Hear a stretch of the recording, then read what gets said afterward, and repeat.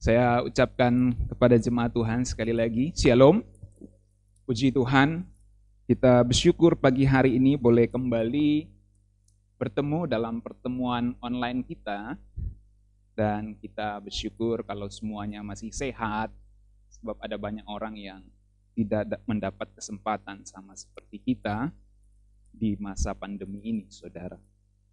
Ada yang gerejanya tidak bisa memadai dalam ibadah online dengan fasilitas yang terbatas, ya. Tetapi kita masih boleh menikmati firman Tuhan lewat online ini dengan slide yang ada, sementara ada banyak orang yang tidak seperti kita. Mereka hanya ibadah di rumah, renungan masing-masing, renungan yang diberikan oleh gembala mereka masing-masing, ya. Semua ada porsinya masing-masing, saudara. Tapi kalau saudara boleh mendengarkan saya dari rumah masing-masing lewat media yang ada ini, kita bersyukur untuk kesempatan ini, saudara, ya. Pagi hari ini masih dalam tema kedaulatan Allah dan predestinasi, saya mau menyampaikan sebenarnya hal yang sederhana tetapi cukup kompleks juga. Sederhana dalam arti sebenarnya dalam sudut pandang tertentu mudah dijawab, tetapi bila dilihat dari sudut pandang yang lain agak sukar juga untuk dijelaskan sebab ada banyak hubungannya dengan kebenaran lainnya. Oleh sebab itu pagi hari ini saya beri tema keselamatan dan predestinasi. Mari lihat apa yang sudah saya siapkan di sini. Saya membuatnya berusaha membuatnya dengan bahasa yang mudah kita mengerti dalam bahasa sehari-hari kita. Ya. Semoga ini menolong kita semua. Saya mulai dengan ini. Kalau saudara bertanya, kenapa Tuhan nggak selamatin semua orang saja? Nah, gitu kan? Ini bahasa sederhana sekali ya. Kenapa sih Tuhan itu nggak selamatin semua orang aja?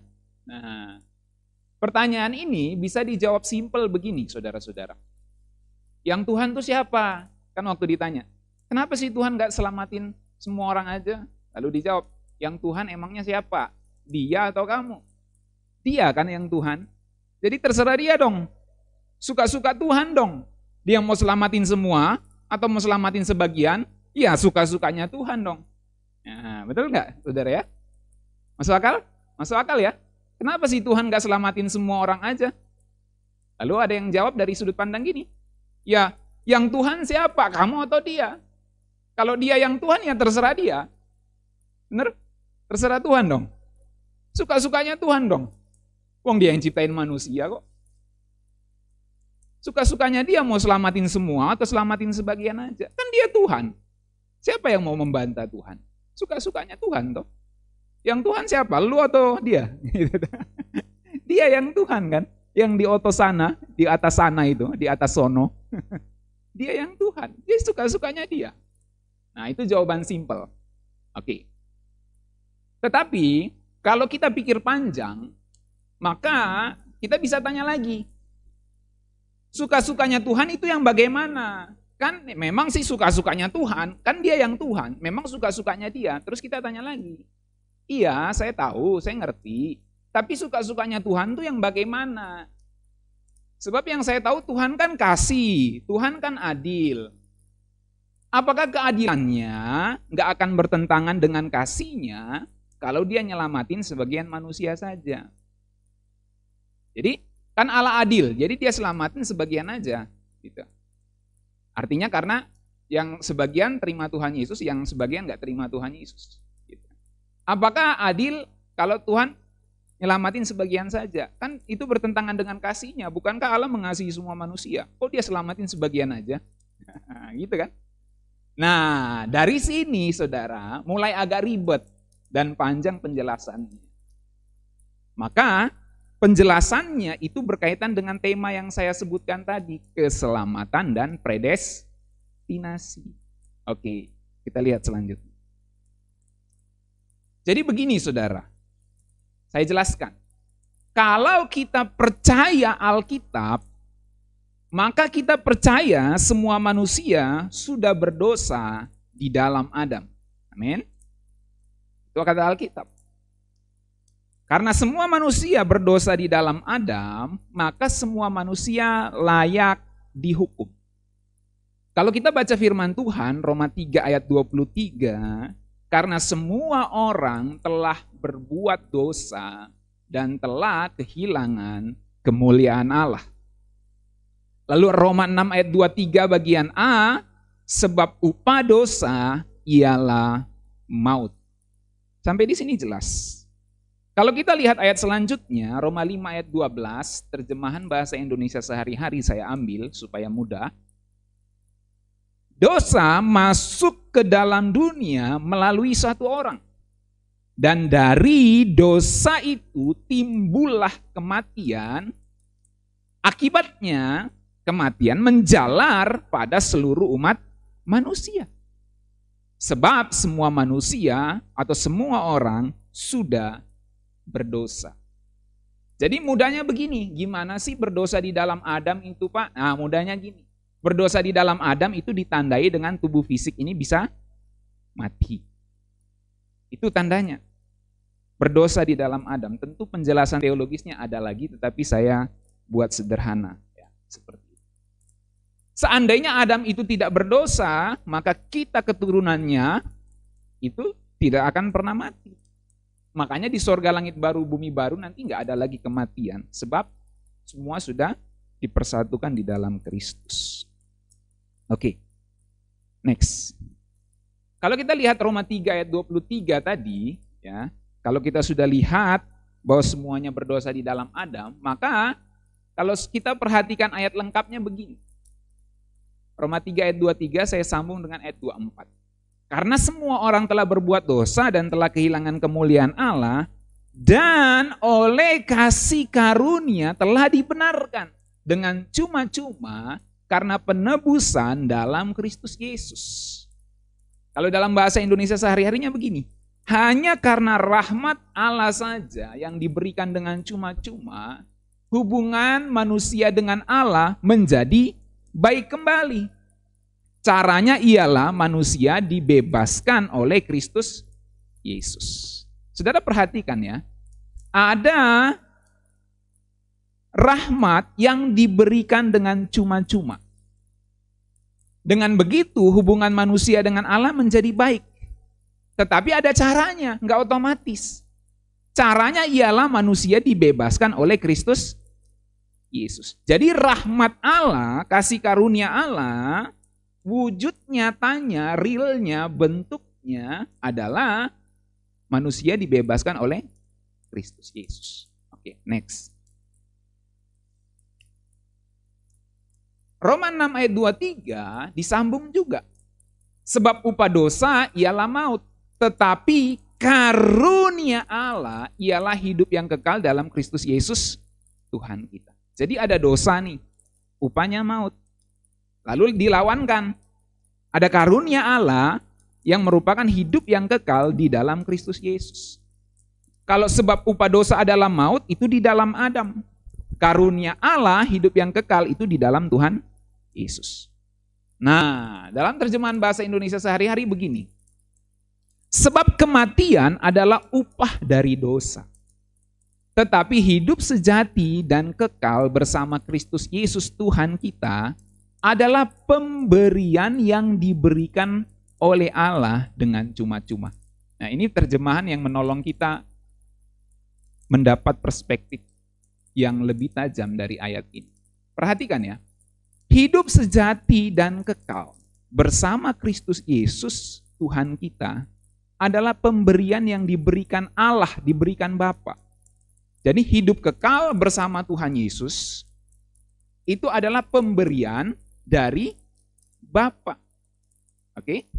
Pemberian dari Bapa. Anggaplah ini hidup kekal sejati bersama Tuhan, ya. Hidup kekal sejati bersama Tuhan. Ini adalah pemberian dari Bapa. Saya misalnya bapaknya, misalnya. Pemberian dari Bapa.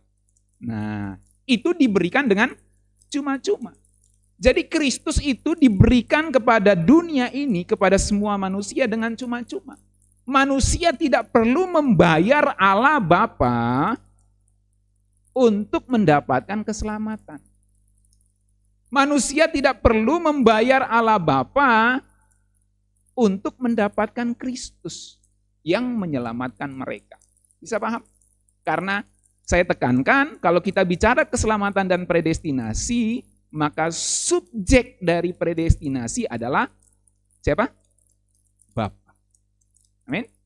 Subjek predestinasi, pelaku dari pemilihan dan penentuan adalah Bapa. Itu yang saya sudah bahas di Efesus maupun di Roma pasal 8. Jadi jelas sekali, karena subjek atau pelaku dari pemilihan dan penentuan adalah Bapa, maka Bapa memberikan Kristus kepada semua manusia. Ini cuma-cuma.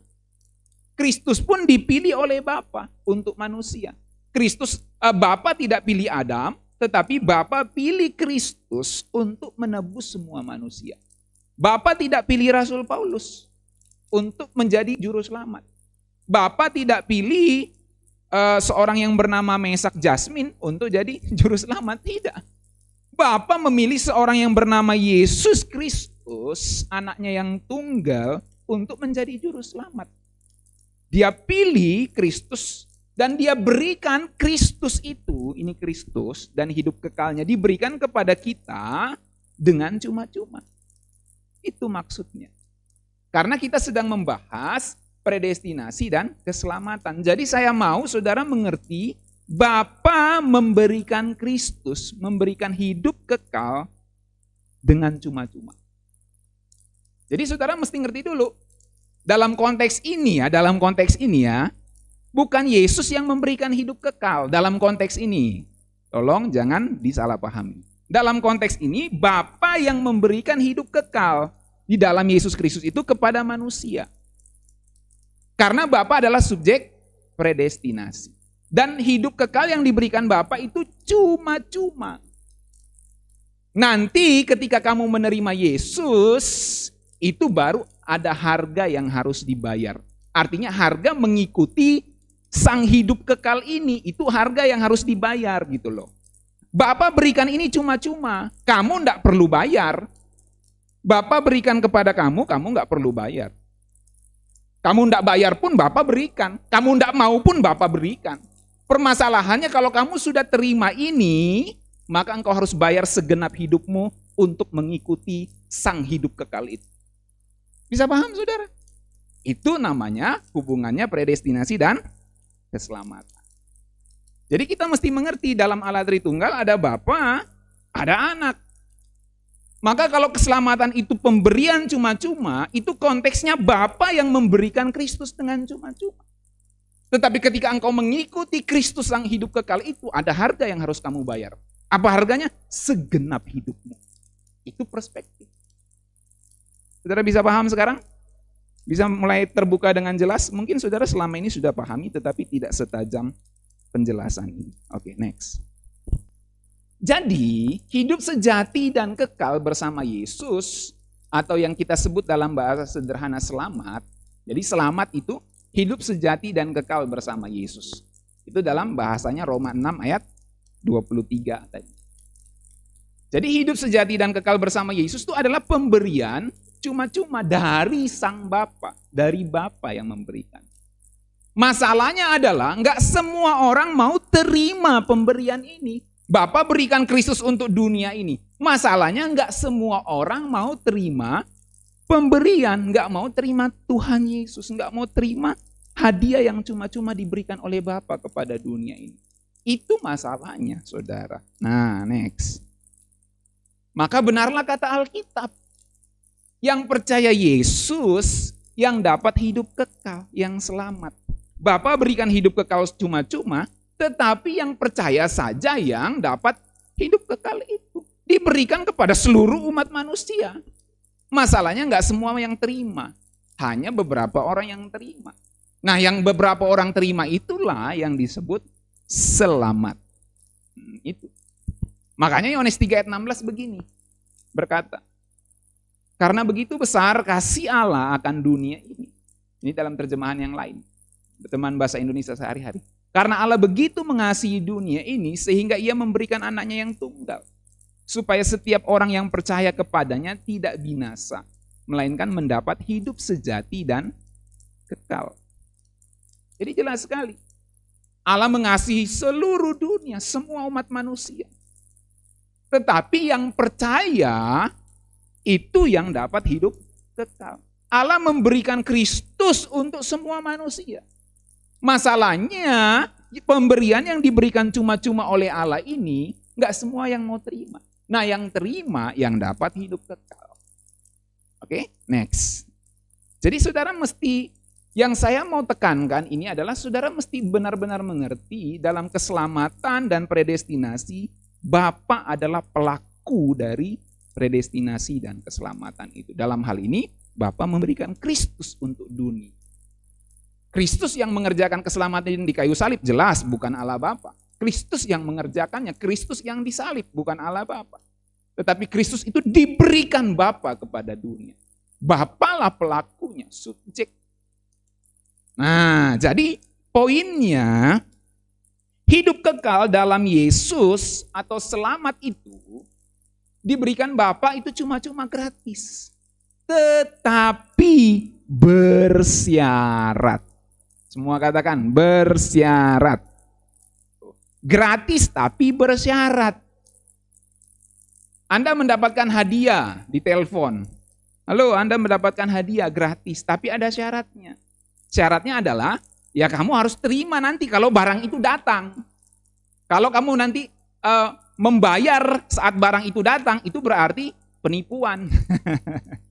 Tetapi kamu harus menerima barang itu syaratnya. Kamu dapat gratis, tapi kamu nggak mau terima. Ya kamu nggak dapat hadiah itu, walaupun hadiah itu sudah diberikan gratis. Nah, analoginya kalau keselamatan, hadiah itu gratis. Nanti ditelepon Allah Bapa misalnya, kita calling-callingan sama Allah Bapa misalnya ya. Bapak bilang, anakku, nanti saya berikan Kristus gratis. Nanti dia datang ke rumahmu tuh, dia ketok pintu, tok, tok, tok, tok. Nih aku pemberian Bapak. Lu terima dia. Kamu terima dia. Kalau kamu tolak dia ya dia pergi. Kalau kamu terima dia ya dia masuk. Duduk makan bersama engkau. Apa yang dia perintahkan kamu lakukan. Itu yang disebut bayar harga. Artinya kamu mengikuti apa yang diperintahkan oleh sang hadiah itu. Jadi perspektifnya urusan kamu dengan Tuhan Yesus lagi. Urusan kamu dengan hadiah itu. Bukan urusan kamu dengan Bapa. Pada perspektif ini, walaupun urusan kita dengan Bapa itu urusan dengan Tuhan Yesus itu urusan dengan Bapa juga, secara garisnya begitu.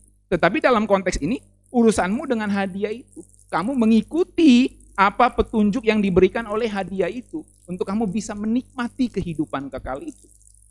Di situ kamu bayar harga dengan hidupmu, bukan dengan uangmu, bukan dengan harta. Itu maksudnya, perspektifnya. Jadi keselamatan itu gratis dari Bapa cuma-cuma, tak bersyarat. Gratis cuma-cuma tetapi bersyarat maksud saya. Syaratnya adalah menerima, itu bentuk pasifnya. Nih Bapak berikan, nih saya berikan. Maka syaratnya cuma satu, Bapak bilang. Syaratnya satu, kamu terima aja, gak susah kan? Terima nih, terima. Itu bentuk pasif. Kalau bentuk aktifnya, nih Bapak kasih, kamu tinggal ambil kan, ngambil doang. Nah ini kan bentuk aktif, artinya secara aktif saya mengambil. Ada respon di situ. Karena saya merespon berarti itu aktif, saya mengambil. Tetapi secara pasif kamu menerima karena Bapa yang memberikan. Karena bukan kamu yang ngejar-ngejar Bapak nih, saya kasih harta saya, kamu berikan Yesus sama saya. Ini Yesus misalnya. Misal harus dikasih contoh nih, bisa tolong. Evi tolong, Evi saja. Agak jauh Evi, social distancing. Jo, slide-nya mungkin dihilangkan dulu. Dikasih matanya. Ini, sini Evi. Nah, Evi misalnya bapaknya ya. Sini Evi. Masuk sini, masuk. Nah, Evi misalnya ala Bapa. Evi kasih gratis. Nah, ini kan namanya menerima pasif kan. Saya menerima pasif. Oke. Sekarang bentuk aktifnya. Kasih. Saya ambil. Nah, gratis. Nah, untuk Evi kasih ini saya nggak perlu bayar. Evi, atau Bapak, ini saya bayar dulu nih, ini uangnya nih. Kasih Yesus dong sama saya. Nah, nggak begitu. Tetapi, itu namanya keselamatan karena perbuatan baik kalau begitu. Tapi keselamatan itu gratis cuma-cuma, maka diberikannya ini gratis cuma-cuma, saya nggak perlu bayar. Maka saya terima, saya ambil dalam bentuk aktifnya, saya ambil. Nah, ketika saya ambil, saya harus mengikuti hadiah yang diberikan ini kepada saya. Karena hadiah ini bukan hadiah pasif, ini hadiah aktif, pribadi yang diberikan. Hidup kekal yang diberikan. Yang diberikan tuh pribadi Tuhan Yesus. Maka apa yang diberitakan, apa yang diajarkan pribadi itu harus saya ikuti. Itu yang disebut bayar harga. Artinya segenap hidup saya, seandainya game yang diberikan segenap hidup saya harus abdikan untuk main game. Oke, thank you Evi. Bisa paham? Seandainya yang Bapak berikan itu adalah game, ya, kesukaan semua generasi,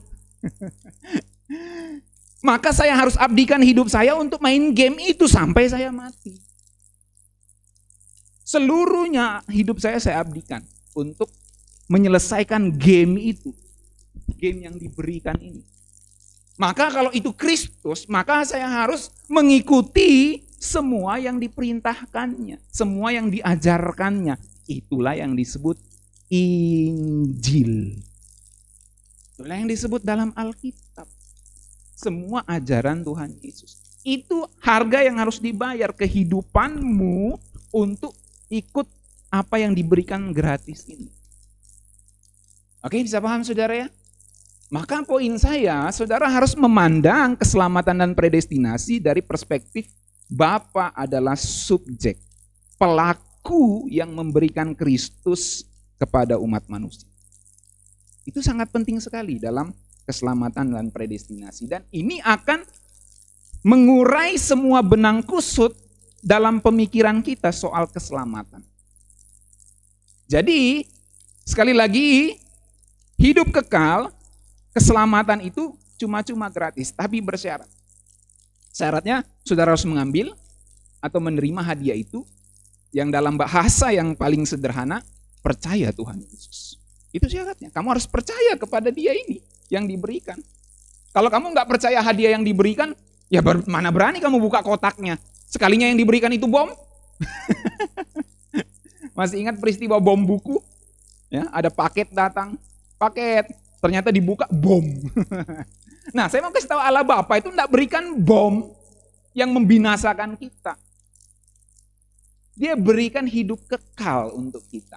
Makanya ketika kita dengan berani membuka kotak itu, wow, ternyata ini berisi sebuah kehidupan yang luar biasa. Oke, next. Nah, jadi inilah yang dimaksud dalam Efesus 2 ayat 8 itu, saudara. Sebab karena kasih karunia, kamu diselamatkan oleh iman. Itu bukan hasil usahamu, tetapi pemberian Allah. Saya nggak harus membayar tadi supaya Evi kasih saya ini gadget. Saya nggak harus bayar dia kasih gratis. Cuma setelah diberikan ya saya harus abdikan hidup saya untuk main gadget ini, gitu loh. Itu maksudnya. Ketika Bapa memberikan Kristus itu gratis. Tetapi ketika saya sudah menerima Kristus, saya harus abdikan hidup saya untuk Kristus. Itu maksudnya. Jadi sebab karena kasih karunia, kamu diselamatkan. Karena pemberian Allah yang gratis itu kamu diselamatkan. Tetapi ada syaratnya, oleh iman, itu syaratnya, oleh iman. Jadi ini gratis, diterima oleh, atau diambil oleh iman, itu iman. Diselamatkan oleh iman. Jadi karena itu pemberian, karena bukan kamu bayar kepada Bapa untuk mendapatkan Tuhan Yesus, maka Rasul Paulus bilang, itu bukan hasil pekerjaanmu. Jangan ada orang yang memegahkan diri. Karena ini kita buatan Allah, diciptakan dalam Kristus Yesus untuk melakukan pekerjaan baik yang dipersiapkan Allah sebelumnya. Ia mau, perhatikan, ia mau supaya kita hidup di dalamnya. Itu yang saya bilang tadi dalam bahasa sederhana. Ia mau kamu abdikan hidupmu untuk main gadget yang diberikan oleh Bapa ini. Untuk main game yang diberikan oleh Bapa ini. Dan gamenya adalah pertandingan untuk hidup menjadi seperti Tuhan Yesus. Saudara mau terima itu? Dan Bapa mau kamu hidup di dalam. Itulah pekerjaan baik yang Bapa mau. Itulah yang disebut mengerjakan keselamatan dengan takut dan gentar. Jadi saudara bisa melihat nanti hubungannya keselamatan dan predestinasi dengan benar. Oke, next Joe. Oke, saya harap ini mulai jelas, mulai terurai ini benang-benang kusut tentang keselamatan, ya. Jadi kembali ke pertanyaan awal, kenapa sih Allah nggak selamatin semua manusia aja? Maka bisa dijawab, kalau Allah nggak selamatin semua manusia, itu bukan karena Allah nggak mau. Alkitab mengatakan dia tidak menghendaki seorang pun binasa. Alkitab katakan gitu. Ini saya lupa taruh ayatnya, harusnya saya taruh ayat. Tapi saudara rata-rata udah pernah dengar kan? Bahwa Allah Bapa itu tidak menghendaki seorang pun binasa. Jadi kalau Allah pada prakteknya, pada kenyataannya tidak menyelamatkan semua manusia, bukan karena dia nggak mau selamatin semua manusia, bukan karena dia nggak sanggup, tetapi karena memang manusia itu nggak mau terima hadiah yang diberikan gratis cuma-cuma itu. Karena nggak semua manusia mau terima tawaran selamat yang diberikan itu. Nggak mau terima gadget game yang bernama Yesus Kristus itu yang diberikan. Tawaran itu diberitakan, diiklankan dan dipromosikan melalui berita Injil. Kabar baik. Kalau saudara nonton YouTube kadang ada iklannya kan? Karena dimonetisasi YouTube-nya. Jadi ada iklan, ada promosi di situ. Kalau saudara nonton TV, itu ada iklannya, ada promosinya gitu. Ada tawaran yang diberikan. Nah, saya mau kasih tahu, tawaran Bapa itu diberikan melalui berita Injil. Tawaran itu diberitakan, dipromosikan melalui kabar baik yang bernama Injil yang kemudian ditulis di dalam sebuah tulisan-tulisan yang kemudian dikumpulkan menjadi Alkitab yang kita pegang saat ini. Itu maksudnya, saudara. Next. Gak heran Rasul Paulus bilang begini, sebab aku mempunyai keyakinan yang kokoh dalam Injil. Karena Injil adalah kekuatan Allah yang menyelamatkan setiap orang yang percaya. Jadi saudara gak usah bingung, yang nyelamatin itu Tuhan Yesus, Allah Bapa atau Injil. Jawaban saya semuanya itu menyelamatin. Karena saudara harus mengerti, karena kita harus mengerti hubungannya. Bapa berikan cuma-cuma Yesus Kristus. Dan Yesus Kristus itu diberikan diberitakan, Yesus Kristus yang diberikan oleh Bapa itu diberitakan di dalam Injil.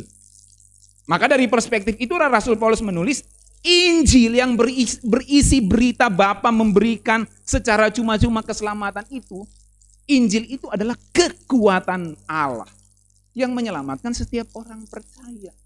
Pertama-tama orang Yahudi, tetapi juga orang-orang Yunani. Nah, Injil itu harus kamu terima, harus kamu hidupi secara konsisten. Itulah yang disebut di dalam Roma 1 ayat 17. Sebab di dalamnya nyata, di dalam Injil itu nyata kebenaran Allah yang bertolak dari iman dan memimpin kepada iman. Seperti ada tertulis, orang benar akan hidup oleh iman. Jadi hidup kekal ini diberikan Bapa untuk kamu gratis cuma-cuma. Ditulis, dicantumkan di dalam Injil. Injil memuat berita tentang Tuhan Yesus. Dan kamu harus menghidupi berita tentang Tuhan Yesus itu. Kamu harus percaya berita tentang Tuhan Yesus itu secara konsisten. Itu yang disebut bertolak dari iman dan memimpin kepada iman. Artinya imanmu tuh harus konsisten. Itu yang disebut setia sampai mati. Banyak yang dipanggil, sedikit yang dipilih, sedikit yang setia. Itu maksudnya, saudara. Jadi, saudara nggak usah heran keselamatan itu usaha kita atau usahanya Tuhan. Usahanya Tuhan gratis cuma-cuma untuk menyelamatin kita. Tapi begitu kita terima, harga yang harus kamu bayar adalah segenap hidupmu. Bukan harga dibayar kepada Bapa, tetapi harga untuk kamu menghidupi kehidupan kekal itu. Itu maksudnya. Segenap hidupmu itu kamu abdikan untuk main gadget gratis yang diberikan Bapa yang bernama Yesus Kristus dan hidup kekalnya. Itu maksudnya, saudara. Jadi kalau kamu abaikan pemberian Bapa ini, ya kamu tidak ada koneksi dengan gadget yang diberikan cuma-cuma. Oke, kamu terima pada awalnya, terima. Setelah itu ya udah, saya tinggalin aja. Saya main gadget yang lain, saya main gadget yang ini aja. Bosan gitu, nggak bener tuh, nggak bagus. Aku terima dulu, cuma sekitar membosankan. Saya main yang ini aja, yang bisa free sex bebas, yang bisa menikah beda agama, yang bisa ini gitu. Oh pokoknya yang happy. Kalau yang ini kita harus hidup kudus, hidup benar. Nggak enak nih, nggak asik. Yang ini aja, kita bisa party gitu. Yang ini aja, gadget yang ini aja yang diberikan Bapa segala dusta. Akhirnya kamu tinggalin ini. Yuk selamat nggak? Ya nggak selamat. Bukan berarti karena Allah nggak sanggup, karena kamu tinggalin gadget yang diberikan Bapa ini dengan cuma-cuma. Itu saudara. Makanya melihat keselamatan dan predestinasi sekali lagi harus melihat yang pertama paling penting dalam keselamatan dan predestinasi adalah melihat Bapa sebagai subjek predestinasi. Pelaku predestinasi, bukan anak. Bukan Tuhan Yesus. Sebab dalam konteks predestinasi Tuhan Yesus itu hadiah untuk dunia ini. Nah, makanya pemahaman tentang Tritunggal itu sangat penting. Itu otak segala doktrin Kristen. Kalau orang sudah nggak percaya Allah Tritunggal, ya kacau balau doktrin keselamatan. Atau kalau salah memahami Tritunggal, kacau balau doktrin keselamatan. Kacau. Akhirnya membuat rumusan Allah menentukan. Sejak semula, sebagian selamat, sebagian binasa. Percaya Tritunggal, tetapi Tritunggalnya nggak benar. Gitu. Oke, next. Saya berharap apa yang saya sampaikan pelan-pelan ini bisa saudara terima dengan baik. Karena ini penting sekali. Nah, jadi poinnya apa dari Roma 1 ayat 16 dan 17? Orang harus mendengar berita Injil dan percaya baru bisa selamat. Begitu kan? Itu Alkitab bilang. Orang harus mendengar Injil dan percaya baru bisa selamat. Masalahnya nggak semua orang dengar berita Injil, itu kan problemnya. Banyak orang mati tanpa pernah dengar Injil. Apakah mereka otomatis binasa dan masuk neraka? Nah, ini pertanyaan. Kan banyak orang mati nggak pernah dengar Injil. Terus kalau selamat itu harus dengar Injil dan percaya, jadi yang nggak pernah dengar Injil itu otomatis masuk neraka dong. Waktu Rasul Petrus bicarakan Injil kepada jemaat misalnya di tempat yang dia kunjungi di zaman tahun 30-an Masehi, 40-an Masehi itu. Terus orang di wilayah Cina, di Tiongkok atau di India yang saat itu belum dengar Injil, mati tanpa pernah dengar Injil, mereka mati otomatis masuk neraka. Padahal belum pernah dengar Injil. Apakah seperti itu yang Alkitab jelasin? Maka saya jawab begini. Jawabannya tidak. Mereka tidak serta-merta binasa karena nggak dengar Injil. Itu sebabnya kita mesti mengerti bagian firman Tuhan yang lain, bahwa ketika Tuhan Yesus menebus semua manusia, maka terbuka peluang untuk semua manusia dihakimi menurut perbuatan. Terbuka peluang. Kalau tidak ada penebusan Kristus untuk semua manusia, nggak ada penghakiman menurut perbuatan. Jadi kalau perjanjian lama sejak dahulu kala mengatakan Allah menghakimi setiap orang menurut perbuatannya, di kitab pengkhotbah, di kitab perjanjian lama yang lain, disebut Allah akan menghakimi setiap orang menurut perbuatannya, Allah akan menuntut pertanggungjawaban dari setiap orang dari perbuatannya. Itu semua bisa tergenapi kalau Kristus menebus semua manusia. Itu teologi yang sangat penting. Makanya saya menolak Kristus menebus sebagian manusia. Oke, next. Nah, satu kali Rasul Paulus berkhotbah di Areopagus di Athena. Intinya orang-orang di situ menyembah berhala, menyembah Allah yang tidak dikenal. Ceritanya gini, saya bacakan cepat. Kisah 17 ayat 22 mulai. Paulus pergi berdiri di atas Areopagus dan berkata, "Hai orang-orang Athena, aku lihat bahwa dalam segala hal kamu sangat beribadah kepada dewa-dewa. Sebab ketika aku berjalan-jalan di kotamu dan melihat barang-barang pujaanmu, aku menjumpai juga sebuah mezbah dengan tulisan kepada Allah yang tidak dikenal. Apa yang kamu sembah tanpa mengenalnya, itulah yang kuberitakan kepadamu. Allah yang telah menjadikan bumi dan segala isinya, Ia yang adalah Tuhan atas langit dan bumi, tidak diam dalam kuil-kuil buatan tangan manusia. Dan juga tidak dilayani oleh tangan manusia, seolah-olah ia kekurangan apa-apa. Karena dialah yang memberikan hidup dan nafas dan segala sesuatu kepada semua orang. Itu maksudnya. Jadi Rasul Paulus itu mau tekankan Bapa itu memberikan Kristus. Kamu nggak perlu membayar untuk Kristus, nggak perlu sembah-sembah sesajen, kasih sesajen kepada Bapa, nggak perlu. Ya. Itu poin nanti aplikasinya. Lalu ayat 26. Dari satu orang saja ia telah menjadikan semua bangsa. Jadi Rasul Paulus jelasin, Allah Bapa menjadikan semua bangsa itu dari satu orang saja. Dari satu orang saja ia telah menjadikan semua bangsa dan umat manusia. Satu orang di situ maksudnya Adam. Ya. Untuk mendiami seluruh muka bumi, dan ia telah menentukan musim-musim bagi mereka dan batas-batas kediaman mereka. Jadi sampai di sini saudara bisa melihat Rasul Paulus bicara keseluruhan umat manusia itu diciptakan Bapa dari satu orang saja. Lalu ayat 27.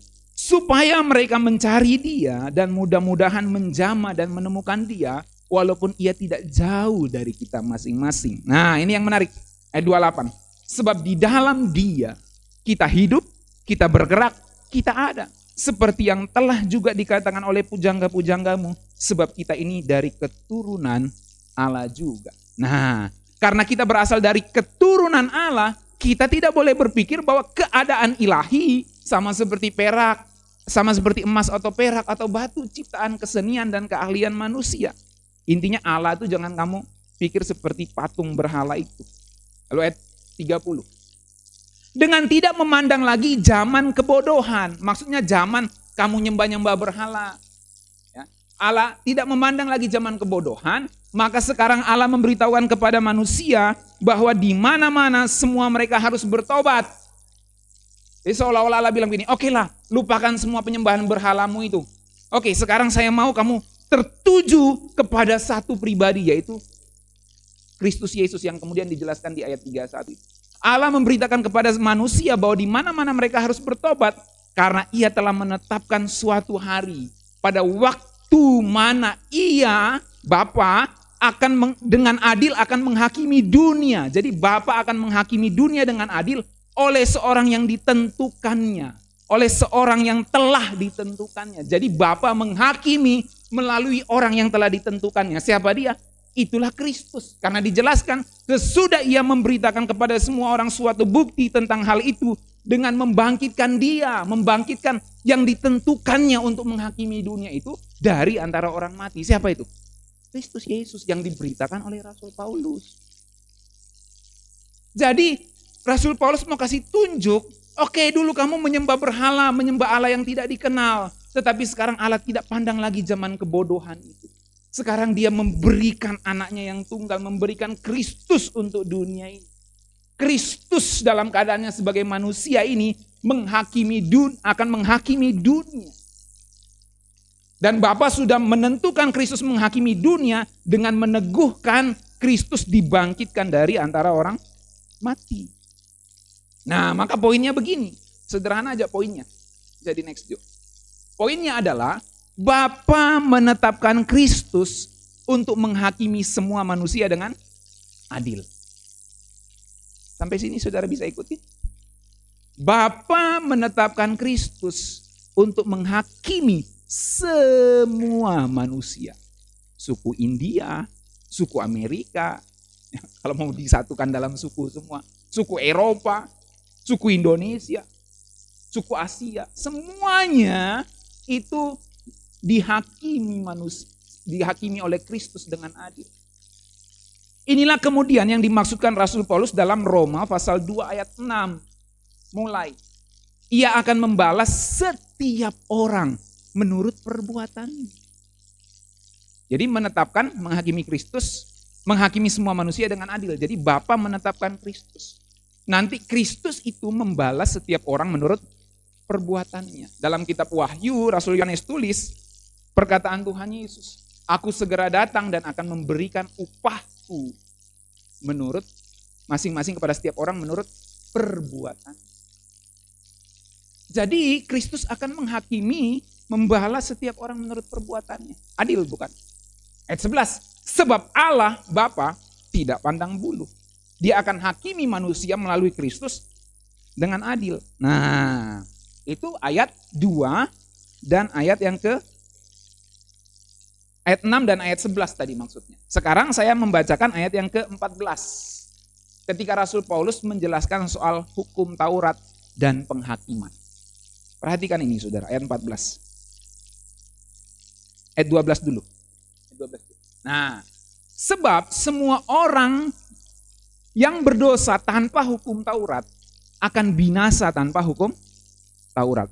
Saudara jangan mengerti berarti semua orang non-Yahudi binasa. Jangan berhenti di situ, sebab nanti akan dijelaskan. Jadi semua orang berdosa tanpa hukum Taurat akan binasa tanpa hukum Taurat. Nanti kalau saudara baca ayat selanjutnya baru saudara ngerti. Kalau dia tidak melakukan hukum Taurat yang tertulis di hati nurani, baru disebut binasa. Itu maksudnya. Jadi semua orang yang berdosa tanpa hukum Taurat, maksudnya hukum Taurat tertulis seperti orang Yahudi, akan binasa tanpa hukum Taurat. Tapi kalau dia melakukan hukum Taurat yang tertulis di hati, ya nggak binasa. Akan dihakimi menurut perbuatan. Itu intinya. Tapi saya baca dulu. Supaya saudara nggak salah paham kalimat pertama di ayat 12 itu. Sebab semua orang yang berdosa tanpa hukum Taurat akan binasa tanpa hukum Taurat. Dan semua orang yang berdosa di bawah hukum Taurat, perhatikan, akan dihakimi oleh hukum Taurat. Kalau tanpa hukum Taurat ya nggak bisa dihakimi. Karena apa? Nggak ada alat hukumnya, nggak ada undang-undangnya. Itu maksudnya, makanya binasa. Tetapi kalau orang berdosa di bawah hukum Taurat, sudah ada undang-undangnya lalu dilanggar, akan dihakimi menurut undang-undang. Itu baru penghakiman yang adil, bukan? Makanya sebelum ada penghakiman harus ada pasal-pasal undang-undang yang diuji, bukan? Itu baru adil, kan itu sistem peradilan. Yang sudah diturunkan turun-temurun dari generasi ke generasi. Dan itu gambaran dari apa yang Allah akan lakukan kepada dunia ini. Karena bukanlah orang yang mendengar hukum Taurat yang benar di hadapan Allah, tetapi orang yang melakukan hukum Taurat yang akan dibenarkan. Tuh. Yang melakukan hukum Taurat yang dibenarkan. Nah, lalu dijelaskan di ayat 14. Nah, begini. Apabila bangsa-bangsa lain yang tidak memiliki hukum Taurat tertulis seperti orang Israel, oleh dorongan sendiri melakukan apa yang dituntut hukum Taurat. Jadi nggak ada hukum Taurat tertulis, undang-undang tertulis, tapi Tuhan sudah ciptakan manusia segambar dan serupa dengan Dia. Sudah ditanam hukum Taurat tertulis di hati, yaitu hati nurani. Itu maksudnya apabila bangsa-bangsa lain yang tidak memiliki hukum Taurat, oleh dorongan sendiri melakukan apa yang dituntut hukum Taurat. Maka walaupun mereka tidak memiliki hukum Taurat secara tertulis seperti bangsa Israel, maksudnya, mereka menjadi hukum Taurat bagi diri mereka sendiri. Apa itu? Hati nuraninya yang jadi hukum Taurat. Ayat 15. Sebab dengan itu mereka menunjukkan bahwa isi hukum Taurat ya, yang tertulis, isi hukum Taurat itu ada tertulis di hati mereka. Dan suara hati mereka turut bersaksi dan pikiran mereka saling menuduh atau saling membela. Semua manusia ya waktu mau mencuri itu mikir. Ini berbahaya bagi hidup saya pertama. Yang kedua, dia bisa mikir, aduh ada Tuhan yang maha melihat. Tapi sudah kepalang kebutuhan, akhirnya dia mencuri. Tapi paling tidak dia punya kesadaran, saya tahu yang saya lakukan ini berdosa. Tanya saja semua pembunuh paling keji di dunia. Mereka tahu itu salah. Tetapi tetap dilakukan. Artinya apa? Ada nurani yang menyadarkan mereka, yang bersuara di pikiran mereka, itu salah. Tapi mereka mengabaikan nurani, maka mereka dihakimi menurut nurani yang diabaikan itu. Maka kalau tidak bertobat ya binasa. Itu maksudnya di sini saudara. Jadi kalau saudara baca ayat di atasnya, tolong naikkan Jo, ayat 12. Sebab semua orang yang berdosa tanpa hukum Taurat akan binasa tanpa hukum Taurat. Itu bukan berarti bangsa Tiongkok, bangsa India, bangsa Indonesia, bangsa Afrika yang gak punya hukum Taurat tertulis seperti bangsa Israel otomatis binasa karena gak pernah dengar Injil. Gak begitu pengertiannya. Bisa ngerti ayat 12 tuh saudara? Sebab semua orang yang berdosa tanpa hukum Taurat akan binasa. Oh berarti orang yang gak pernah dengar Injil otomatis binasa. Orang yang bukan orang Yahudi karena gak punya hukum Taurat otomatis binasa. Walaupun Kristus sudah tebus mereka, enggak. Justru karena Kristus tebus mereka ada penghakiman menurut perbuatan. Kalau Rasul Paulus buka, semua yang berdosa tanpa hukum Taurat akan binasa tanpa hukum Taurat, untuk membandingkan orang yang tidak punya hukum Taurat tertulis, yaitu bangsa non-Yahudi, dengan orang Yahudi yang punya hukum tertulis, yaitu hukum 10 hukum Taurat itu. Maka semua orang yang berdosa di bawah 10 hukum Taurat akan dihakimi oleh hukum Taurat. Disebut di situ. Tetapi kan orang ini walaupun tidak punya hukum Taurat tertulis, dia punya hukum Taurat tertulis di nurani mereka. Itu yang dijelaskan di ayat selanjutnya. Naik tadi Jo. Nah, kalau dia melakukan apa yang tertulis di hati nurani, maka Allah akan menghakimi mereka berdasarkan hati nurani. Jadi ada hukum Taurat, itu maksudnya. Maka ayat dinaikkan lagi Jo, ini mesti dijelasin lagi. Kalau saudara baca bagian B di ayat 12. Dan semua orang yang berdosa di bawah hukum Taurat. Sekarang ternyata dijelaskan di ayat selanjutnya tadi, semua bangsa memiliki hukum Taurat yang tertulis di hati nurani itu loh. Ya. Ayat 15. Sebab dengan itu mereka menunjukkan bahwa isi hukum Taurat ada tertulis di dalam hati nurani mereka. Artinya semua manusia itu punya hukum Taurat tertulis di hati nurani. Maka kalau dinaikkan lagi di ayat 12 bagian terakhir, kalau kamu punya nurani yang disebut Taurat tertulis dan kamu berdosa di bawah hukum Taurat itu, kamu akan dihakimi menurut hukum Taurat yang tertulis di hati nurani. Dan saya mau kasih tahu, semua itu bisa dimungkinkan terjadi karena Kristus menebus semua manusia. Itu yang dicatat Rasul Paulus di ayat selanjutnya. Next Jo. Next aja. Ini ayat 16. Hal itu penghakiman menurut hukum Taurat yang tertulis di nurani maupun yang sudah tertulis untuk bangsa Israel. Hal itu, penghakiman itu akan nampak pada hari bila mana Allah sesuai dengan Injil yang kuberitakan akan menghakimi segala sesuatu yang tersembunyi dalam hati manusia oleh Kristus Yesus. Artinya apa? Dalam bentuk yang lain dikatakan gini, penghakiman itu bisa terjadi kalau Kristus menebus semua manusia. Kenapa Kristus menebus semua manusia? Karena dihakimi oleh Kristus Yesus. Dan penghakiman itu bisa terjadi kalau Bapa yang telah menentukan Kristus itu dibangkitkan dari antara orang mati. Itu yang di Kisah Rasul tadi, coba dinaikkan lagi. Ini mesti mengerti ayat-ayatnya dengan jelas nih. Next. Yang Kisah Rasul. Itu. Karena ia telah menetapkan, Kisah 17 ayat 31 itu. Karena Bapa telah menetapkan suatu hari pada waktu mana ia dengan adil akan menghakimi dunia oleh seorang yang telah ditentukannya. Perhatikan, dalam keselamatan dan predestinasi, Bapa adalah subjek. Bapa adalah pelaku predestinasi yang menentukan Kristus dalam hal ini untuk menghakimi semua orang mati. Semua orang maksudnya. Dan penghakiman itu bisa terjadi sesudah Bapa di situ memberikan kepada semua orang, semua manusia dari segala bangsa yang disebut dalam ayat di atas tadi itu, yang dia menciptakan dari satu manusia lalu terjadi banyak manusia di seluruh muka bumi. Jadi sesudah Bapa memberikan kepada semua orang di muka bumi ini suatu bukti tentang hal itu dengan membangkitkan dia siapa di situ? Yang ditentukan untuk menghakimi dunia, membangkitkan Kristus dari antara orang mati. Gemes saya jelasin. Oke, sudah bisa ngerti? Jadi penghakiman itu bisa terjadi karena Kristus menebus semua manusia. Itu dasarnya, saudara. Nah, kalau teologi yang percaya Allah menyelamatkan sebagian manusia, dipilih sebagian selamat, dipilih sebagian binasa. Kenapa? Bukan karena perbuatan baik. Karena Allah yang pilih selamat. Selamatan bukan karena perbuatan baik.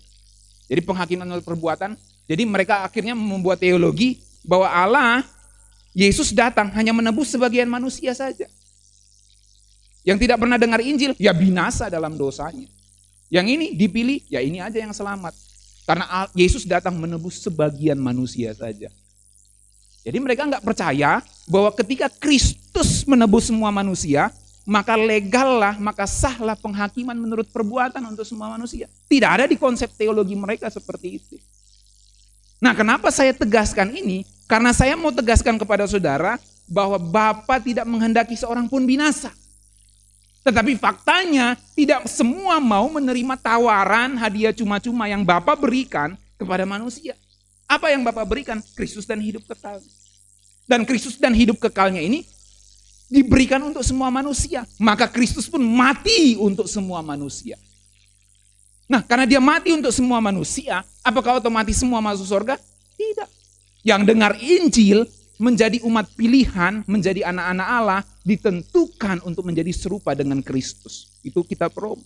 Lalu yang tidak pernah dengar Injil, dihakimi menurut perbuatannya. Loh kok bisa? Karena penghakiman menurut perbuatan baru bisa terjadi kalau Kristus menebus semua manusia. Dan itu sudah terjadi. Loh apa dasarnya ayatnya? Bahwa penebusan semua manusia melegalkan penghakiman semua manusia. Ini ayat-ayat yang saya kasih tunjuk tadi. Kisah 17 ayat 31 dan kitab Roma tadi. Perhatikan di situ. Bahwa Bapa menentukan Kristus menghakimi semua manusia. Setelah Kristus dibangkitkan dari antara orang mati. Artinya apa? Setelah dia menebus semua manusia. Kalau Kristus menebus sebagian manusia saja, bagaimana dia mau menghakimi semua manusia? Bisa pahami? Ini semua manusia, sebagian saja yang ditebus. Terus saya hakimi yang tidak ditebus. Loh gimana? Otaknya di mana? Logikanya di mana? Nah, makanya dengan percaya diri dan dengan kekuatan Roh Kudus, Rasul Paulus ngomong begini tadi di Roma pasal 2 tadi. Yuk. Yang lanjut. Ini. Hal itu akan nampak. Ini luar biasa loh. Hal itu akan nampak. Penghakiman semua manusia menurut Taurat tertulis di hati nurani mereka itu akan nampak bila mana Allah Bapa di situ sesuai dengan Injil yang kuberitakan akan menghakimi segala sesuatu yang tersembunyi dalam hati manusia oleh Kristus Yesus yang telah ditentukannya untuk menjadi hakim segenap bumi. Makanya sekali lagi dalam keselamatan dan predestinasi Bapa adalah pelaku, Bapa adalah subjek predestinasi. Oke, next. Saya berharap ini semua kesulitan saudara tentang keselamatan terurai ya. Nah, poinnya. Jadi karena Tuhan Yesus tebus semua manusia, maka orang yang gak pernah dengar Injil dapat dihakimi dengan adil menurut perbuatannya. Next. Kalau Tuhan memandang mereka layak masuk dunia akan datang, maka mereka tidak disebut anak-anak Allah. Ada penghakiman menurut perbuatan. Terus kalau lolos penghakiman, mereka nggak disebut anak-anak Allah. Tapi disebut makhluk yang dimerdekakan dari perbudakan kebinasaan. Mereka masuk ke dalam kemerdekaan, kemuliaan anak-anak Allah. Itu orang-orang yang anak-anak Allah itu orang-orang yang dengar Injil dan percaya kepada Kristus. Kalau kita baca Roma 8 ayat 14, ini yang saya jelaskan minggu lalu. Semua orang yang dipimpin Roh Allah adalah anak Allah. Nah itu saya kasih uppercase, saya kasih huruf besar semua untuk saudara bedakan. Jadi saudara perhatikan di Roma 8 ayat 14 ada anak Allah yang dipimpin Roh Allah. Itu berarti yang pernah dengar Injil dan percaya kepada Kristus hidup dipimpin Roh Kudus. Lalu ayat 19. Sebab dengan sangat rindu seluruh makhluk menantikan saat anak-anak Allah dinyatakan. Karena seluruh makhluk telah ditaklukkan kepada kesia-siaan bukan oleh kehendaknya sendiri, tetapi oleh kehendak Dia yang telah menaklukkannya. Tetapi dalam pengharapan karena makhluk itu sendiri juga akan dimerdekakan dari perbudakan kebinasaan dan masuk ke dalam kemerdekaan kemuliaan anak-anak Allah. Jadi kalau saudara, saya sudah membaca komentari tafsiran-tafsiran, rata-rata menerjemahkan makhluk itu adalah ya hewan, binatang, ciptaan yang lain, ya, awan, tumbuhan, binatang-binatang, itu nanti masuk dalam kemerdekaan kemuliaan anak-anak Allah. Menurut saya nggak ada kepentingannya Rasul Paulus tulis makhluk di situ kalau itu binatang. Sebab seluruh makhluk, kalau saudara baca-baca di ayat selanjutnya, itu sama-sama mengeluh dan merasakan sakit bersalin. Artinya apa? Ini makhluk yang berpribadi, yang bisa memikir, merasakan, dan menunggu kemerdekaan kemuliaan anak-anak Allah. Menunggu umat-umat pilihan yang percaya kepada Injil itu masuk dalam kemerdekaan. Karena kalau mereka masuk, makhluk-makhluk itu berkata, gua juga bisa masuk tuh. Nah, ini bisa luas tetapi saya cukupkan di situ dulu. Jadi intinya ada anak-anak Allah, ada makhluk. Nah, lalu ada yang bertanya gini, apakah makhluk di situ binatang, tumbuhan? Saya katakan tidak. Makhluk di situ dalam bahasa Yunaninya ktisis. Dan kalau kita lihat dalam amanat agung versi kitab Markus ketika Tuhan Yesus mau naik ke sorga, dia katakan begini kepada murid-muridnya. Markus 16 ayat 15 dan 16.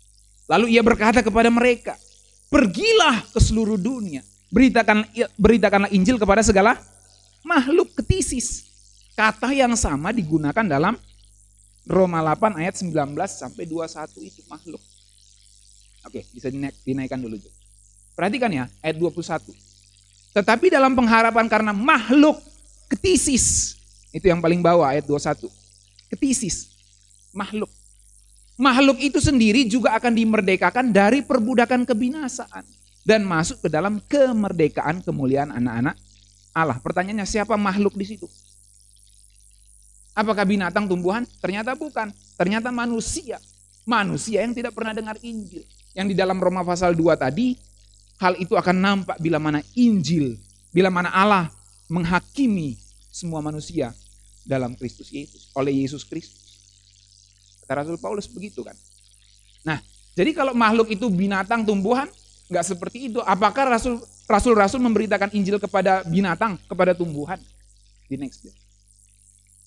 Jadi makhluk ketisis itu jelas manusia yang tidak pernah dengar Injil.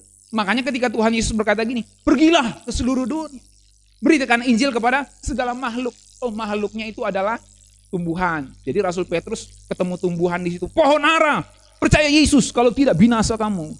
Nanti kamu tidak masuk langit baru, bumi baru. Rasul Paulus karena sudah tidak ada orang di perjalanan itu, pengen sekali saya beritakan Injil nih, tapi nggak ada manusia. Dia ketemu batu. Hai batu, kamu makhluk, percayalah kepada Tuhan Yesus. Nggak begitu kan saudara? Ini saya buat lucu-lucu biar saudara bisa mikir bahwa makhluk itu yang di Roma itu pasti bukan batu, pasti bukan tumbuhan, pasti bukan hewan. Nanti Rasul Thomas ketemu anjing di situ. Anjing, percayalah kepada Tuhan Yesus. Nggak begitu kan? Jadi makhluk di Roma pasal 8 itu pasti bukan binatang, bukan tumbuhan. Pasti manusia yang belum pernah dengar Injil. Dan apa yang saya kemukakan ini sudah saya sampaikan waktu saya ujian pendeta. Jadi saya berani. Ini sudah diuji. Teologi saya ini sudah diuji waktu ujian kependetaan saya. Dan tidak ada penguji itu yang bisa bantah. Karena saya sudah sampaikan ayat-ayat. Jadi ini teruji pengajaran ini saudara ya. Nah, makanya diuji juga sekarang di publik. Siapa yang akan mendengar ini di mana saja silakan uji pengajaran ini. Pergilah ke seluruh dunia, beritakan Injil kepada segala makhluk. Jadi itu pasti bukan tumbuhan, bukan hewan. Siapa yang percaya dan dibaptis akan diselamatkan. Tapi siapa yang tidak percaya akan dihukum. Jadi kalau belum pernah dengar Injil, ya akan dihakimi menurut perbuatan. Kalau dipandang Tuhan berkenan, masuk dalam kemerdekaan kemuliaan anak-anak. Maka poin saya jelas, para rasul tidak diperintahkan beritakan Injil kepada hewan dan tumbuhan.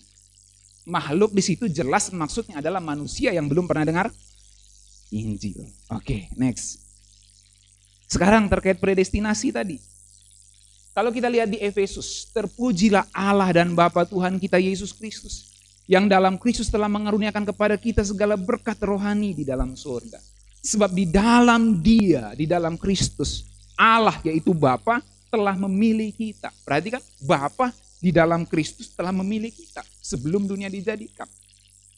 Dan selanjutnya, kalau saudara ingat apa yang saya ajarkan waktu itu, ada 4 kunci predestinasi di Efesus. Pertama, Bapa subjek pemilih. Bapa memilih kita di dalam Kristus. Yang kedua, yang ketiga, Bapa memilih kita untuk kepentingannya sendiri. Apa kepentingan Bapa? Memuliakan Kristus, anak tunggal yang dikasihinya ini. Jadi kalau Bapa pilih kamu, itu bukan karena perbuatan baikmu, tapi karena Bapa mau memuliakan Kristus, memuliakan anak tunggal yang dikasihinya. Kalau saya mau katakan begini, semua yang Bapa pikirkan adalah untuk memuliakan anak tunggalnya. Dan menariknya, semua yang anak pikirkan adalah untuk kepentingan kita. Jadi semua yang Bapa pikirkan adalah untuk kepentingan anaknya, untuk memuliakan anaknya. Tetapi semua yang anak pikirkan adalah untuk kepentingan kita, diselamatkan. Itu sebabnya Dia mau mati untuk kita semua. Itu sebabnya Dia mau mengosongkan diri, merendahkan dirinya, disalib, dan bangkit dari antara orang mati untuk kepentingan kita. Jadi celakalah saudara kalau saudara menolak berita keselamatan di dalam Tuhan Yesus. Nah, dan Bapa disebut memilih kita sebelum dunia dijadikan di dalam Kristus. Makanya saya ilustrasikan selalu, Bapa memilih yang sudah di dalam, bukan dari luar ke dalam. Oke, next. Saya ingatkan lagi soal Roma. Sebab semua orang yang dipilihnya dari semula, mereka juga ditentukan dari semula untuk menjadi serupa dengan gambaran anaknya. Jadi semua yang dipilih itu siapa? Oke, di next saja Jo, karena ini cuma review. Semua yang dipilih itu adalah semua yang dikenal dari semula, di proginosko. Dan kalau kita lihat konteksnya, semua yang dipilih dari semula itu ternyata adalah dalam 3 hal paling tidak di konteks Roma 8. Yang pertama, semua yang hidup dipimpin Roh Allah, semua yang mau menderita bersama Kristus, dan semua yang mengasihi Allah. Itulah semua orang yang dipilihnya, yang dikenalnya, yang diproginoskonya dari semula. Kata semua itu bukan semua manusia, tetapi beberapa. Beberapa dibanding dengan yang di luar, ini adalah semua yang di dalam Kristus. Itu maksudnya. Makanya nggak salah juga bahasa Indonesia menyebutkan semua orang yang dipilih. Artinya semua orang yang di dalam Kristus itu ditentukan menjadi serupa dengan gambaran anaknya. Makanya saya selalu ilustrasikan kepada saudara, tidak bisa orang yang tidak percaya kepada Kristus menyanyikan dengan penghayatan yang sungguh. Ku mau sepertimu Yesus, disempurnakan selalu. Nggak bisa saudara. Kenapa? Karena itu hanya bisa terjadi kepada orang-orang yang sudah di dalam Kristus. Oke, next. Nah, jadi poin saya, ketika Alkitab bicara predestinasi, itu bicara yang sudah di dalam, dipilih dan ditentukan. Seperti yang saya kasih contoh selalu. Ya, ini di dalam Kristus. Yang sudah di dalam, ya ini ada yang di luar. Yang sudah di dalam Kristus, ini di luar. Yang di dalam ini yang dipilih dan ditentukan. Itulah predestinasi. Predestinasi itu bukan dari luar. Ini saya bawa masuk, saya pilih kamu ke dalam. Yang tidak dipilih, ya saya tentukan binasa. Bukan seperti itu. Tetapi ada 2 opsi. Yang sudah di dalam dengan yang di luar. Yang di dalam yang dipilih. Itulah predestinasi. Oke, next. Nah, pertanyaannya begini. Saya mau selesaikan ini. Pertanyaannya begini. Bagaimana bisa dari luar ke dalam? Kan itu. Bagaimana bisa dari luar ke dalam? Nah, itu dicatat dalam Yohanes 6 ayat 44. Saya baca di situ. Tidak ada seorang pun yang dapat datang kepadaku jikalau ia tidak ditarik oleh Bapa yang mengutus aku, dan ia akan kubangkitkan pada akhir zaman. Nah, ini ayat kesukaan orang-orang yang pilih sebagian ditentukan selamat, sebagian ditentukan binasa. Karena apa? Kedaulatan. Karena ayatnya itu berkata, tidak seorang pun bisa datang kepada Bapa kalau tidak ditarik. Jadi Bapa yang bawa mereka masuk ke dalam Kristus. Nah, itulah yang buat mereka berteologi Allah menentukan sebagian selamat, sebagian binasa, dalam pengertian Allah menentukan memilih dari luar ke dalam. Salah satu ayatnya ini, karena tidak seorang pun ditarik oleh Bapa datang kepadaku kalau tidak ditarik oleh Bapa. Jadi ini Kristus. Ini semua orang di luar Kristus kan. Terus yang selamat yang mana? Dipilih Bapa. Oh, ini dari sekian banyak manusia, saya pilih ini. Nah, ditarik oleh Bapa. Yang tidak ditarik, ya udah ditentukan binasa. Ayatnya ini dasarnya. Nah, saya jelaskan ayat ini. Oke, next. Kata ditarik itu dalam bahasa Yunaninya adalah helkuo. Kasusnya adalah subjunktif. Subjunktif itu sederhananya gini, kemungkinan. Biasanya dalam bahasa Indonesia ditandai kata jika. Ya. Nah, sederhananya kasus subjunktif itu bisa terjadi kalau ada respon manusia dalam hal ini. Maka ditarik lewat berita Injil, maka pada penggenapannya ditarik oleh Bapa, itu adalah ditarik lewat berita Injil, itu maksudnya kalimat itu. Jadi bagaimana mekanismenya Bapa menarik orang ke dalam Kristus? Coba dinaikkan Jo ayatnya. Ini harus baca ayat. Tidak ada seorang pun yang datang kepadaku. Ini kan kata Tuhan Yesus. Nggak ada seorang pun bisa datang kepada Tuhan Yesus. Ini Tuhan Yesus. Nggak ada seorang pun bisa datang kepada Tuhan Yesus kalau nggak ditarik oleh Bapa. Jadi saya Bapa ini. Saya tarik ke dalam Kristus. Ini yang disebut dipilih ditentukan. Yang ini ditentukan binasa. Nah itu teologi yang salah, saya nggak ajarin itu. Nah maka saya jelaskan ayat ini. Tidak seorang pun yang dapat datang kepadaku jikalau ia tidak ditarik oleh Bapa. Pertanyaannya gini, gimana Bapak narik? Itu kan. Emang Bapak kasih turun tangannya ke bumi, lalu dia tarik manusia. Nih kamu percaya Kristus nih. Nih kamu percaya nih. Saya tarik toh. Emang begitu? Enggak kan, enggak ada tangan dari surga muncul kan. Jadi pertanyaan kita, mekanismenya ditarik itu bagaimana? Itu kan logika kita harus jalan. Gimana caranya Bapak narik? Nah next. Maka ditarik lewat berita Injil. Makanya hebat sekali itu Alkitab bahasa Yunani. Kata bahasa Yunani itu Roh Kudus sudah pimpin murid-murid tulis. Ditariknya ditulis dalam kasus subjunktif. Itu adalah kasus kemungkinan. Artinya kalau kamu mendengar Injil ya dan kamu percaya, itu yang kamu disebut ditarik Bapa, itu maksudnya. Jadi kalau ditarik Bapa terus kamu ditarik Bapa, mekanismenya adalah dengar berita Injil. Kalau kamu responi berita Injil, maka itulah yang disebut Tuhan Yesus. Kamu ditarik oleh Bapa, datang kepadaku. Itu maksudnya. Loh kan ada yang tidak dengar Injil, tapi ada yang dengar Injil. Nah yang dengar Injil inilah yang ditarik oleh Bapa. Tapi ingat, kasusnya subjunktif, kemungkinan. Maka yang semua yang dengar Injil, saudara pun yang belum beragama Kristen saat ini dengar khotbah ini, saudara sedang ditarik oleh Bapa. Tapi ingat, kasusnya subjunktif. Kalau kamu bisa, artinya kemungkinan. Kalau kamu mau ditarik oleh Bapa, kamu harus mau terima Tuhan Yesus. Terima berita Injil ini, bahwa keselamatan hanya di dalam Kristus Yesus. Dan kalau saudara terima itu, maka saudara yang disebut Tuhan Yesus di sini ditarik oleh Bapa. Itu maksudnya, saudara. Jadi memang ada orang-orang yang tidak ditarik oleh Bapa. Memang kenyataannya begitu. Ada yang tidak ditarik oleh Bapa. Tapi pertanyaannya, apakah mereka binasa? Tidak, akan dihakimi menurut perbuatan. Yang ditarik Bapa dalam konteks ini itu adalah dalam berita Injil. Makanya kalau saudara baca konteksnya itu jelas sekali. Coba next yo. Konteksnya menerima pengajaran dari Bapa. Ini kan ayat 45. Kan tadi ayat 44 ditarik oleh Bapa. Ayat 45 begini. Ada tertulis dalam kitab nabi-nabi. Dan mereka semua akan diajar oleh Allah. Diajar oleh Bapa. Karena Tuhan Yesus yang sedang bicara ini.